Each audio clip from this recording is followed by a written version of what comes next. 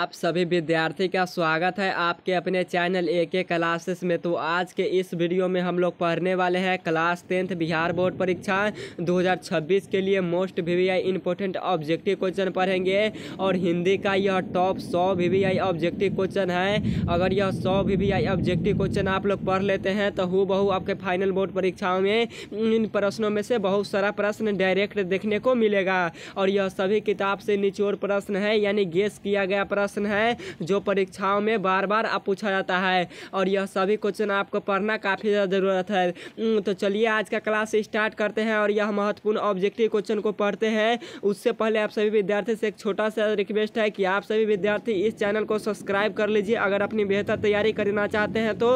और वीडियो को लाइक करके अपने दोस्तों के पास इस वीडियो को शेयर ज़रूर कर दीजिएगा ताकि आपका दोस्त भी फाइनल बोर्ड परीक्षा की बेहतरीन तरीके से तैयारी कर पाए। तो शेयर करना मत भूलिएगा। और एक बहुत ज़रूरी बात यह है, थोड़ा सा 1 मिनट दे दीजिए, हम आपको बता देते हैं। आपका जो अर्धवार्षिक परीक्षा है वह उसका डेट लॉन्च हो चुका है। क्या हुआ है? तो अर्धवार्षिक परीक्षा का डेट आपको आ चुका है। और जो क्लास 10th के विद्यार्थी हैं उनका अर्धवार्षिक परीक्षा 24/9/2025 से स्टार्ट होगी और 26/9/2025 तक चलेगा। यानी 24 तारीख से स्टार्ट होगा 9वां महीना 2025 से, और आपका 26 तारीख 9वां महीना 2025 तक चलेगा। यानी 3 दिन आपका परीक्षा होगा अर्धवार्षिक परीक्षा क्लास 10th के विद्यार्थी का। तो जो विद्यार्थी 10th में है, जो भी विद्यार्थी कक्षा 10वीं में है, उन सभी विद्यार्थी के पास जरूर इस वीडियो शेयर करके बता दीजिए। और एग्जाम डेट कन्फर्म आप लोग याद रखिएगा कब, तो 24/9/2025 से स्टार्ट है और आपका होगा जो 26/9/2025 तक होगा एग्जाम। तो इतना समझ में आया। और जो विद्यार्थी 11th में है उनका त्रैमासिक परीक्षा होगा। जो विद्यार्थी 11th में है उनका त्रैमासिक परीक्षा होगा और उनका परीक्षा होगा 19/9/2025 से लेकर 27/9/2025 तक चलेगा। तो जो विद्यार्थी 11th में है वह डेट याद कर लीजिए। और जो विद्यार्थी 12th में है, जो अभी विद्यार्थी 12th में है, उनका अर्धवार्षिक परीक्षा होगा जो होगा 19, उसको भी वही टाइम होगा 19/9/2025 से लेकर 27 तक चलेगा। यानी 27/9/2025 तक चलेगा। तो आप सभी विद्यार्थी एग्जाम डेट जरूर लिख लीजिएगा। यह हमको बताना था जो हम आपको बता दिए। और सभी विद्यार्थी को एग्जाम में उपस्थिति होना काफ़ी ज़्यादा ज़रूरत है और उसमें भी अटेंडेंस बनना ज़रूरत है। और एग्ज़ाम भी पास करना काफ़ी ज़रूरत है। अगर किसी कारणवश कोई विद्यार्थी नहीं जाता है, एग्ज़ाम में नहीं पहुंच पाता है, तो अपने कॉलेज के जो हेड मास्टर होते हैं, प्रिंसिपल, उनके से बात कर लेना है फाइनली। तो आपका वो सॉल्व हो जाएगा कि आप क्यों नहीं आए स्कूल, इस पर सॉल्व हो सकता है। तो आप बात कर लेंगे। लेकिन आपका सेंटर, ये क्या बोल रहे हैं, अर्धवार्षिक परीक्षा, इसको देना काफ़ी ज़्यादा ज़रूरत है। तो आप सभी विद्यार्थी ज़रूर दीजिएगा। तो चलिए आज का क्लास स्टार्ट करते हैं और 100 महत्वपूर्ण ऑब्जेक्टिव क्वेश्चन को पढ़ते हैं। थोड़ा सा 1-2 मिनट समय ले लिए, इसलिए क्षमा कीजिएगा। तो आज का क्लास का फर्स्ट नंबर क्वेश्चन है कि मुख्य नायक क्या है। इंपॉर्टेंट क्वेश्चन है, पूछता है। तो मुख्य नायक क्या है? तो मुख्य नायक एक पत्रिका है। राइट आंसर बी वाला हो जाएगा, एक पत्रिका है।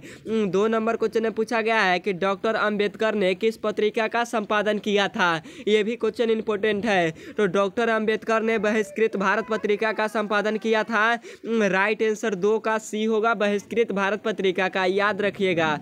अगला नंबर क्वेश्चन है नेक्स्ट नंबर क्वेश्चन में पूछा है कि मैक्स मुलर ने सर्वाधिक संपदा और प्राकृतिक सौंदर्य से परिपूर्ण विकास किस देश को माना है। तो मैक्स मुलर ने सर्वाधिक संपदा और प्राकृतिक सौंदर्य से परिपूर्ण देश किस देश को माना है। तो अपना देश भारत को माना है। राइट आंसर सी होगा, अपना देश भारत को माना है।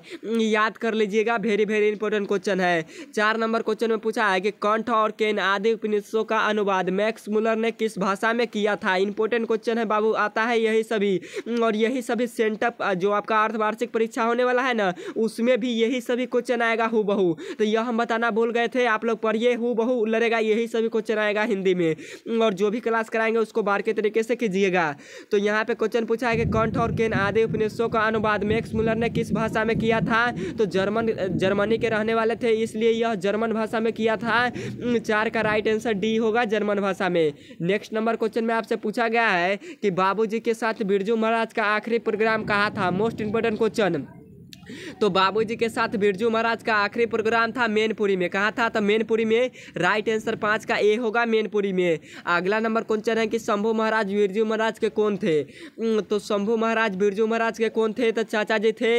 राइट आंसर डी वाला हो जाएगा, चाचा जी थे। आप लोग याद रखेंगे। अगला नंबर क्वेश्चन है कि प्रेम के पीर कवि किन्हें कहा जाता है? इंपॉर्टेंट क्वेश्चन है, पक्का आएगा बाबू। तो प्रेम का पीर कवि किन्हें कहा जाता है? तो घनानंद दास को कहा जाता है। राइट आंसर डी होगा, घनानंद को कहा जाता है, याद रखिएगा। अगला नंबर क्वेश्चन है कि घनानंद किस भाषा के कवि है? तो घनानंद किस भाषा के कवि है? तो यह ब्रजभाषी कवि है। राइट आंसर सी होगा, 8 का ब्रजभाषा के कवि है। नेक्स्ट नंबर क्वेश्चन है कि डॉक्टर भीमराव अम्बेडकर का जन्म कब हुआ? तो डॉक्टर भीमराव अम्बेडकर का जन्म कब हुआ था? तो 14 अप्रैल 1891 ईस्वी में हुआ था। और कहाँ हुआ था? महू मध्य प्रदेश में हुआ था। डॉक्टर भीमराव अम्बेडकर का जन्म कहाँ हुआ था? तो महू गांव के मध्य प्रदेश में, याद रखेंगे। और क्वेश्चन पूछता है कि डॉक्टर भीमराव अम्बेडकर के माता का नाम क्या था? तो भीमाबाई था। डॉक्टर भीमराव अम्बेडकर के रचनात्मक या परिणात्मक व्यक्ति कितने थे? तो 3 थे। तो ये भी क्वेश्चन आते हैं बोर्ड परीक्षाओं में। 10 नंबर क्वेश्चन पूछा है कि बुद्धिज्म एंड हिज धम्मा के लेखक कौन है? इंपॉर्टेंट क्वेश्चन है बाबू। तो बुद्धिज्म एंड हिज धम्मा के लेखक कौन है? तो डॉक्टर भीमराव अम्बेडकर है। राइट आंसर डी होगा, 10 का डॉक्टर भीमराव अम्बेडकर, याद कर लीजिएगा।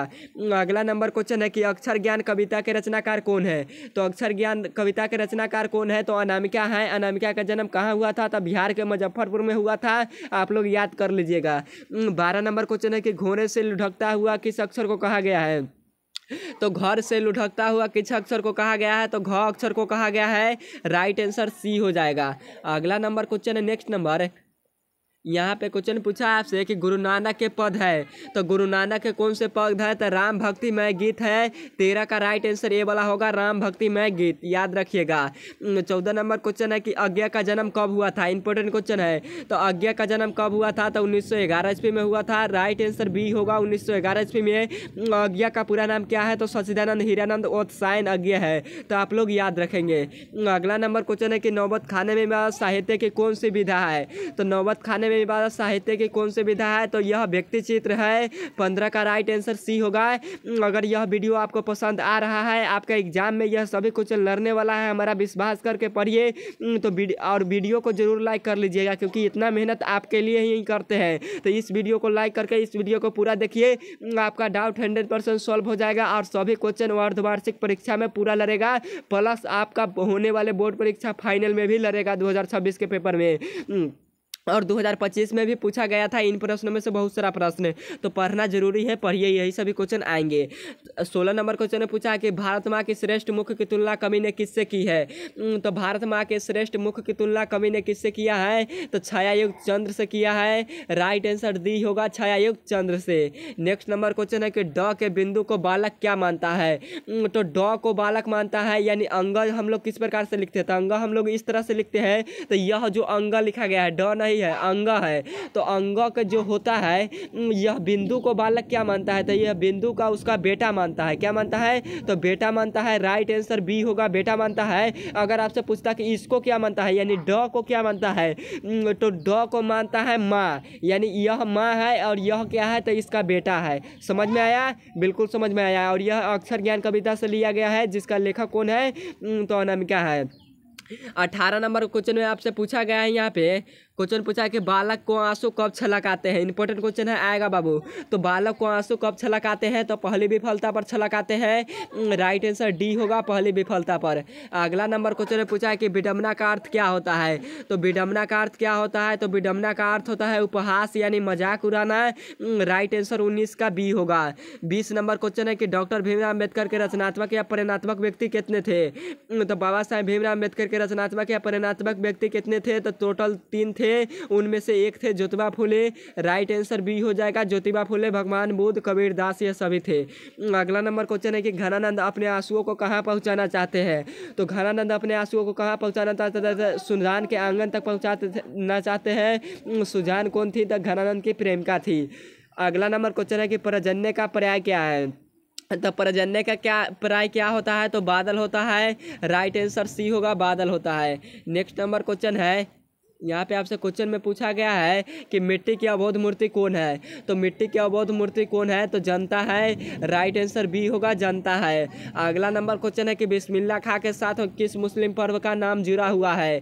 तो बिस्मिल्लाह खां के साथ किस मुस्लिम पर्व का नाम जुड़ा हुआ है, तो मुहर्रम का नाम जुड़ा हुआ है। राइट आंसर डी होगा, मुहर्रम का नाम जुड़ा है। नेक्स्ट नंबर क्वेश्चन है कि मैक्स मुलर ने विश्व की सबसे प्राचीन भाषा किस भाषा को कहा है। तो मैक्स मुलर ने सबसे प्राचीन भाषा किस भाषा को कहा है, तो संस्कृत भाषा को कहा है। राइट आंसर सी होगा, संस्कृत भाषा को कहा है। अगला नंबर क्वेश्चन है कि मैक्स मुलर को वेदांतियों का वेदांती किसने कहा। VBI इंपॉर्टेंट क्वेश्चन है। तो मैक्स मुलर को वेदांतियों का वेदांती कहा था स्वामी दयानंद सरस्वती ने। आप लोग याद रखें, सॉरी, स्वामी दयानंद विवेकानंद ने कहा था मैक्स मुलर को वेदांतियों का वेदांती। तो आप लोग याद रखिएगा। अगला नंबर क्वेश्चन है कि जीवनानंद दास किस भाषा के रचनाकार है। पक्का आएगा क्वेश्चन। तो जीवनानंद दास किस भाषा के रचनाकार है, तो यह बांग्ला भाषा के रचनाकार है। राइट आंसर सी वाला हो जाएगा। 28 नंबर क्वेश्चन है कि लौट कर आऊँगा फिर कविता में कवि किस फसल खेत की चर्चा की है। तो लौट कर आऊँगा फिर कविता में किस फसल की खेत की चर्चा किया गया है, तो धान की खेती किया गया है। राइट आंसर आपका सी वाला हो जाएगा। अगला नंबर क्वेश्चन है कि कवि ने प्रेम का मार्ग किस बताया है। तो कवि ने प्रेम का मार्ग बताया है यानी किसको, तो सरल और निश्चल बताया है। राइट आंसर ए होगा, सरल और निश्चल। अगला नंबर क्वेश्चन है कि प्रेम घन जी किन्हें अपना आदर्श मानते थे। तो प्रेम घन जी अपना किसे आदर्श मानते थे, तो भारतेंदु हरिश्चंद्र को मानते थे। राइट आंसर डी वाला होगा, याद रखिएगा। अगला नंबर क्वेश्चन है कि सेन साहब की पुत्रिया में से एक थी। तो सेन साहब की पुत्रिया में से एक क्या थी, तो आरती थी। राइट आंसर ए होगा, आरती। सेन साहब की पुत्रिया 5 थी। पांचों का नाम क्या था, तो सीमा, रजनी, आलो, सिफाली और आरती। यह आप लोग याद रखिएगा, नाम जरूर आता है आपके पेपर में लिखने के लिए। 2 नंबर में भी क्वेश्चन पूछते हैं प्लस ऑब्जेक्टिव में भी, तो आपको याद कर लेना है। अगला नंबर क्वेश्चन पूछा है कि मदन के पिता का नाम क्या था। तो मदन के पिता का नाम क्या था, तो गिरधर लाल था। राइट आंसर डी होगा, गिरधर लाल। नेक्स्ट नंबर क्वेश्चन है कि अभिन्यू कहाँ स्थित है। तो अभिन्यू कहाँ स्थित है, तो यह दक्षिण फ्रांस में स्थित है। राइट आंसर ए होगा, दक्षिण फ्रांस में स्थित है। अगला नंबर क्वेश्चन है कि अभिन्यू दक्षिण फ्रांस में एक पुराना क्या है। तो अभिन्यू दक्षिण फ्रांस में स्थित एक पुराना क्या है, तो एक शहर है। राइट आंसर बी होगा, एक शहर है। नेक्स्ट नंबर क्वेश्चन है कि सहजात वृत्तियाँ किसे कहा गया है। तो सहजात वृत्तियाँ किसे कहते हैं, तो अनजान स्मृतियों को कहते हैं। राइट आंसर बी होगा, अनजान स्मृतियों को। 36 नंबर क्वेश्चन है कि उत्तर भारत के नागरी लिपि के लेख कब से मिलने लगे हैं। तो उत्तर भारत के नागरी लिपि के आरंभिक लेख कब से मिलने लगा है, तो 8वीं सदी से मिलने लगा है। राइट आंसर ए वाला हो जाएगा, 8वीं सदी से मिलने लगा है। नेक्स्ट नंबर क्वेश्चन है कि रंगीन बादलों के बीच कौन लौटते होंगे। तो रंगीन बादलों के बीच कौन लौटते होंगे, तो सारस लौटते होंगे। राइट आंसर ए होगा, सारस, सॉरी सी वाला हो जाएगा, सारस लौटते होंगे। आप लोग याद कर लीजिए, यह सभी क्वेश्चन आएगा आपके पेपर में, हमारा विश्वास करके। 38 नंबर क्वेश्चन है कि रूपसा क्या है। तो रूपसा क्या है, तो एक बंगाल की नदी है। यह क्वेश्चन आता है, याद रखेंगे। अगला नंबर क्वेश्चन है कि सेन साहब अपने पुत्र को क्या बनाना चाहते थे। तो सेन साहब अपने पुत्र को क्या बनाना चाहते थे, तो बिजनेसमैन या इंजीनियर बनाना चाहते थे। राइट आंसर ए वाला होगा, बिजनेसमैन या इंजीनियर, इसके तोड़ फोड़ के हरकत से बनाना चाहते थे। अगला नंबर क्वेश्चन है कि सेन साहब का मित्र क्या था। तो सेन साहब का मित्र क्या था, तो एक पत्रकार था। राइट आंसर सी होगा, एक पत्रकार था। नेक्स्ट नंबर क्वेश्चन है, अगला नंबर कि रामायण की रचना किस भाषा में है। तो रामायण की रचना किस भाषा में है, तो संस्कृत भाषा में है। राइट आंसर ए होगा, संस्कृत भाषा में है। नेक्स्ट नंबर क्वेश्चन है कि बहादुर का बाप कहाँ मारा गया था। तो बहादुर का बाप कहाँ मारा गया था, तो युद्ध में मारा गया था। राइट आंसर ए होगा, युद्ध में मारा गया था। नेक्स्ट नंबर क्वेश्चन है कि प्रेमघन ने किस संस्था की स्थापना की। तो प्रेमघन ने किस संस्था की स्थापना किया था, तो रसिक समाज का स्थापना किया था। राइट आंसर बी वाला हो जाएगा, आप लोग याद रखिएगा। अगला नंबर क्वेश्चन है कि जीर्ण जनपद किसके कृति है। बाबू यह क्वेश्चन आएगा 2026 में। तो जीर्ण जनपद किसकी कृति है, तो यह प्रेमघन की कृति है। राइट आंसर ए होगा, प्रेमघन की। नेक्स्ट नंबर क्वेश्चन है कि कुमार गंधर्व क्या है। तो कुमार गंधर्व क्या है, तो शास्त्रीय गायन है। क्या है, तो शास्त्रीय गायन है, आप लोग याद रखिएगा। अगला नंबर क्वेश्चन है कि संधि के भेद की कितने हैं? तो संधि के भेद कितने हैं? तो संधि के टोटल 3 भेद होते हैं। राइट आंसर सी होगा, 3 भेद होते हैं। नेक्स्ट नंबर क्वेश्चन है कि किसे वाराणसी के पास सोने से भरे सिक्के मिला था? तो किसे वाराणसी के पास सोने के सिक्के से भरा हुआ एक घड़ा मिला था? तो वारेन हेस्टिंग्स को मिला था। और भारत का गवर्नर कौन था? तो वारेन हेस्टिंग्स था। वारेन हेस्टिंग्स को कितने दारिस नामक सोने का सिक्का मिला था? तो 72 नामक दारिस के सोने से भरा सिक्का मिला था। यह क्वेश्चन आता है बाबू, याद रखेंगे कन्फर्म। अगला नंबर क्वेश्चन में पूछा गया है यहाँ पे 48 नंबर में कि नाखून क्यों बढ़ते हैं? गद्य की कौन सी विधा है? तो नाखून क्यों बढ़ते हैं? गद्य की कौन सी विधा है? तो यह ललित निबंध है। राइट आंसर डी होगा, ललित निबंध है। अगला नंबर क्वेश्चन है कि कासू मदन के साथ खेल में शारीरिक होना चाहता था। तो कासू मदन के साथ किस खेल में शारीरिक होना चाहता था? तो लड्डू के खेल में शामिल होना चाहता था। राइट आंसर डी होगा, लड्डू के खेल में। अगला नंबर क्वेश्चन है कि लड़कियाँ क्या है? कठपुतली है। किसे इस बात पर गर्व है? तो लड़कियां क्या है? कठपुतली है। इस बात पर किसको गर्व है? तो माता पिता को गर्व है। राइट आंसर डी वाला हो जाएगा। तो आज का क्लास कैसा लगा आप लोग जरूर बताइएगा। और आज का क्लास यहीं पे एंड करते हैं बाबू। और यह 50 इंपॉर्टेंट क्वेश्चन है जो आपका सेंटर परीक्षा, बिहार बोर्ड फाइनल परीक्षा, अर्धवार्षिक परीक्षा, सभी पेपर में यह क्वेश्चन रहता है 100%। आप लोग जाकर यह क्वेश्चन जरूर पढ़ लीजिए, वीडियो को पूरा वॉच करके, अगर नहीं पढ़े हैं तो। और यह क्लास कैसा लगा कमेंट बॉक्स में जरूर बताइएगा। और यह सभी इंपॉर्टेंट क्वेश्चन था जो हम आपको बता दिए। प्लीज़ आप लोग एग्जाम डेट जरूर याद रखिएगा। वीडियो को शुरुआत में हम बता दिए हैं, आप लोग याद रखिएगा 10th वाले विद्यार्थी। तो ओके बाय, फिर मिलेंगे नेक्स्ट वीडियो के साथ। आप लोग कमेंट बॉक्स में बता दीजिए आज का क्लास कैसा लगा। बाय।